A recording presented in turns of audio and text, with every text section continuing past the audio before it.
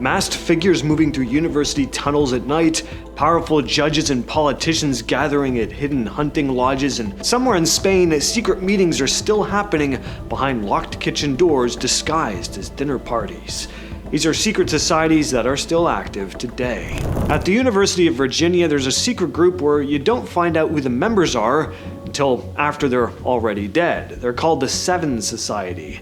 And while their symbol, a 7 marked with a plus sign and an infinity symbol, gets painted around campus, nobody knows who's actually doing the painting. When a member dies, a wreath of black magnolias shaped like a 7 gets placed on their grave. At that exact moment, the university's chapel bells toll 7 times every 7 seconds. But what does this secret group do? Mostly philanthropy. They're dropped off checks, always in amounts involving the number 7, to fund scholarships and campus projects. Sometimes a letter just shows up at a university event tucked inside a hollowed out book. Because members only get revealed after they die, there's never a moment where the group can be exposed or dismantled.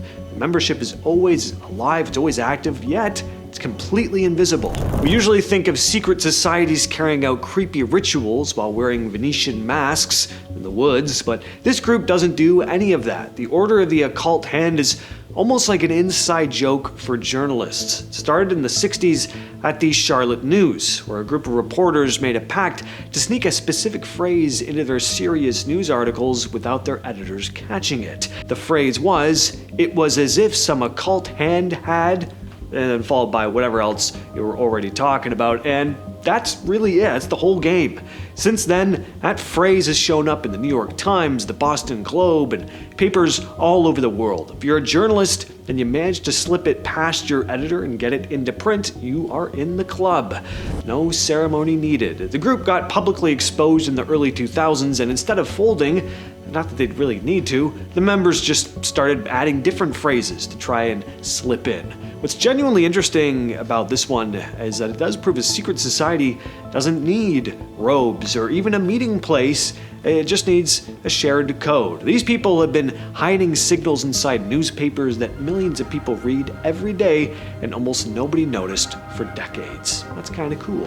In the Basque region of Spain, there are buildings that look completely ordinary from the outside. Plain storefronts, regular houses, but behind the walls are private kitchens belonging to secret societies called Txokos. They've been around for over a century. Originally, they were just a place for men to gather, cook, and talk freely. But that freely part is really important because during periods of heavy political repression, the Basque language and culture were banned in public. So these kitchens were some of the only places where people could actually be themselves without consequence. They're still around today, and they're still exclusive. You can't just show up. You have to be invited by a member, and even then, you don't get a key until you're fully in. Members cook their own meals, and when they use something from the shared supplies, they leave money in a box. It's an honor system. No one's checking. For a long time, women weren't allowed in at all, which has slowly started to change depending on the group. Next up, we have the International Order of St. Hubertus. This one sounds a lot more like the secret societies we often imagine in our heads. It goes back to the late 1600s. Members wear green robes with large crosses on them. They're grand masters and knights. It's a hunting society, officially dedicated to what they call ethical hunting. But the membership list is the part that actually matters. Politicians, it's lawyers, judges, wealthy landowners. It's not your average people. It's more like the kind of people that you'd expect to be in a secret society. You meet on private estates far from cities. Most people never heard of them until 2016, when Supreme Court Justice Antonin Scalia died while staying at a remote ranch in Texas. Turned out the ranch owner and several other guests were high-ranking members of the order. That's when people started paying attention. They aren't hiding because anything illegal is happening, at least not that we know of. They're hiding because the whole point is to have a space where, extremely powerful people can interact with each other without any of it being on record. Translation, illegal stuff is probably happening. Washington and Lee University has a secret society known for being spotted late at night, moving across campus in black capes and masks. There are rumors that they use underground tunnels to get between buildings without being seen. The university openly acknowledges they exist, mostly because they keep making large anonymous donations to the school, which makes it hard to pretend they're not real. Their symbol is a skull and crossbones carved into hidden spots around campus. You can't apply to join, members get chosen privately, and their identities are never officially confirmed. Some people think it's a group of pre-med students, others think they function as a kind of unofficial watchdog for the campus, keeping an eye on everything. Nobody really knows though. What's odd is that the school basically tolerates them. Maybe they even actually appreciate them, while also having no official relationship with them whatsoever.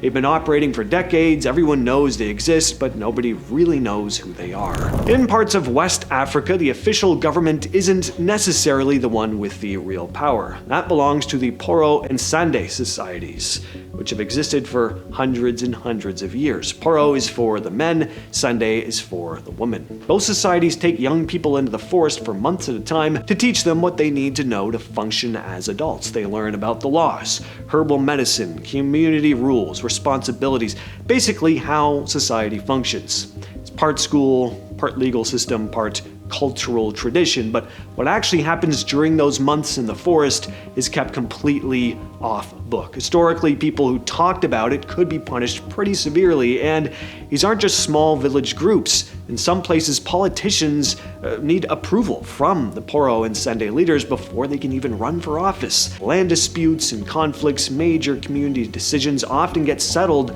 through these societies instead of government courts. On the outside, people tend to label it as just some local tradition, but it goes way deeper than that. This is basically a parallel system of power that affects the daily lives of millions of people, and most of it happens completely out of view from the rest of the world.